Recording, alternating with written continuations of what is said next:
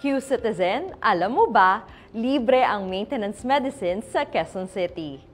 Pero paano nga ba makakakuha nito?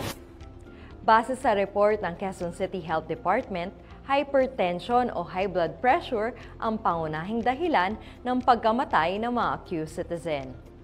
Noong 2023, 7,321 na residente ang binawian ng buhay dahil dito.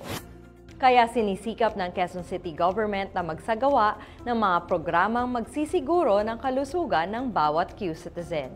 Una na rito ang Free Maintenance Medicine Program. Sa bisa ng City Ordinance SP 2892 Series of 2019, libre nang nakakakuha ng gamot sa 66 health centers ang mga Q-Citizen na edad 20 pataas na mayroong hypertension, diabetes at high cholesterol. Kasama sa libreng maintenance medicines ang mga sumusunod.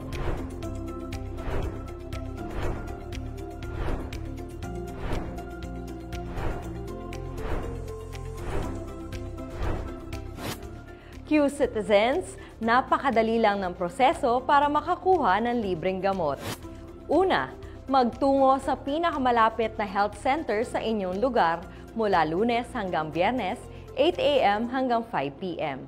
Dalhin lang ang inyong Q-Citizen ID at reseta kung mayroon man. Ia-assess at susuriin kayo ng doktor sa health center upang alamin ang inyong medical history at posibleng health risk batay sa inyong lifestyle. Titignan din kung mayroon pa kayong ibang sakit at allergies na kailangang isaalang-alang bago kayo bigyan ng gamot. Pagkatapos nito, maaari na kayong resetahan ng gamot na dapat niyong inumin. Bibigyan kayo ng supply ng maintenance medicines na pang isang buwan.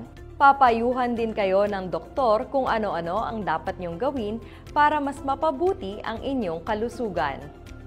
Kapag nakuha na ninyo ang inyong gamot, i-schedule kayo kung kailan nyo kailangan bumalik para sa follow-up check-up at kung kailan nyo maaring makuha ang inyong buwanang supply ng maintenance medicine. Para matiyak na walang mintis ang inyong gamutan, i-encode ng health worker ang inyong impormasyon sa Health Information System ng lungsod.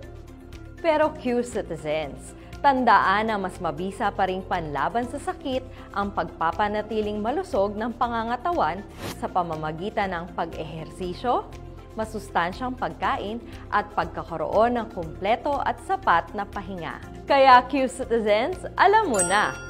May nararamdaman man o wala, regular na magpakonsulta sa pinakamalapit na health center. Sama-sama nating labanan ang mga sakit tungo sa isang Healthy Quezon City.